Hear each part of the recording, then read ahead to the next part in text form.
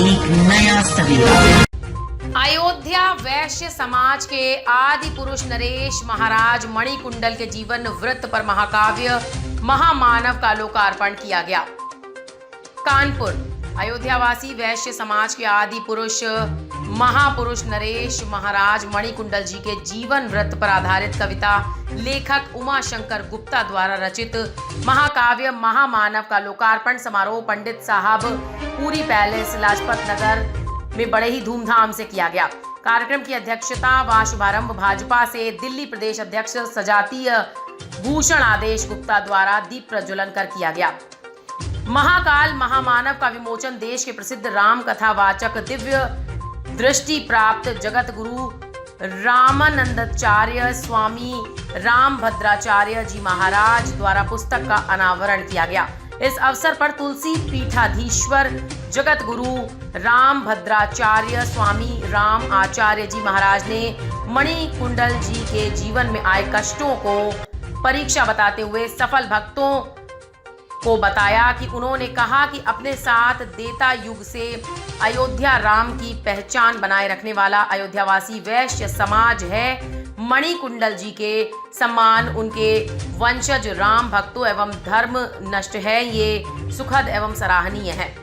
क्या पुरी के लोकार्पण के अवसर पर महाराजा मणिकुंडल के सेवा स्थान के राष्ट्रीय अध्यक्ष श्री गोपाल प्रभाकर, राष्ट्रीय महामंत्री मनोज गुप्ता, गुड्डू राष्ट्रीय महामंत्री सुनील गुप्ता, राष्ट्रीय उपाध्यक्ष सुशील गुप्ता, राष्ट्रीय संगठन मंत्री पार्षद दुर्गा प्रसाद गुप्ता, प्रदेश उपाध्यक्ष दीपक कौशिक, प्रदेश मंत्री संदीप कौशल, नगर अध्यक्ष युवा अमित कौशल, नगर अध्यक्ष राम सेवक सर्राफ, लक्ष्मी प्रसाद गुप्ता, संत राम गुप्ता, विजय कौशल, चंद्र शेख गुप्ता, वीरेंद्र गुप्ता, रमेश गुप्ता, महिला मंडल से डॉक्टर पूनम गुप्ता, कमल गुप्ता, रीता गुप्ता, नीतू गुप्ता, सुमन गुप्ता, अनीता प्रभाकर और रूबी गुप्ता और सभी सजातीय बंधुओं ने इस कार्यक्रम में मौजूद थे। शंकर गुप्ता और मैंने महाराजा मणिकुंडल जी जो भगवान राम के परम भक्त थे और भगवान राम को जब वनवास मिला था उस समय ही वो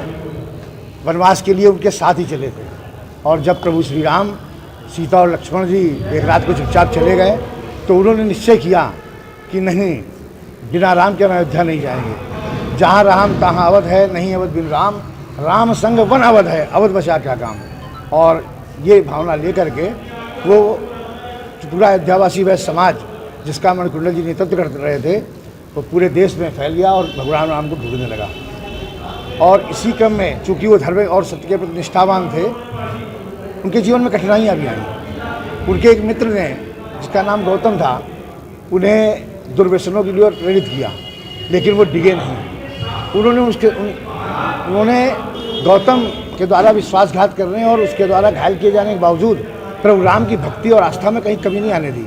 रात भर वो तड़पते रहे और मरणासन स्थिति में ये लगा कि अब प्राण गए तब प्राण गए, लेकिन भगवान राम और धर्म पर उन्हें अटल विश्वास था। और सुबह विभीषण जी तब तक लंका के राजा बन चुके थे, उन्होंने आकर के उनको जीवन दान दिया और बाद में ये राजा हुए, महाराजा बने महापुर के। तो उनका कथानक है और इस कथानक के माध्यम से, इस महाकाव्य से हमने ये संदेश देने की कोशिश की है कि धर्म और श्रेष्ठ ही जीवन में श्रेष्ठ है। धर्म और सत्य, धर्म और सत्य कुछ परेशान हो सकता है, पराजित नहीं हो सकता। और यदि हमें सच्चे मन की भावना है तो निश्चित रूप से हमारा कल्याण होगा, निश्चित रूप से हम आगे जाएंगे। और यदि चूँकि उसमें गौतम का भी चरित्र चित्रण है, उससे मालूम होता है जो दुर्व्यसन में हैं वो निश्चित रूप से पतन की ओर जाते हैं और उसका कल्याण नहीं।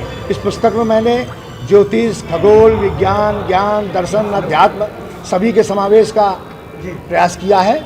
और ऐसी स्थिति में निश्चित रूप से हम ये चाहेंगे कि आप सब लोग भी और सामान्य जनमानस पढ़े और उनके इस जीवन चरित्र को, इस कथानक को आत्मसात करें और उससे प्रेरणा लेके अपने जीवन को हम लोग श्रेष्ठ बनाएं। यही हमारा ध्येय है। बहुत बढ़िया।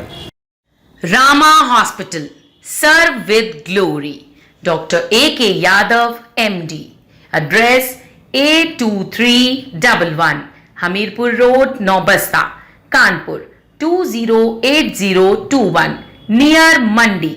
कॉन्टैक्ट नंबर 8090844654 और 8005261735।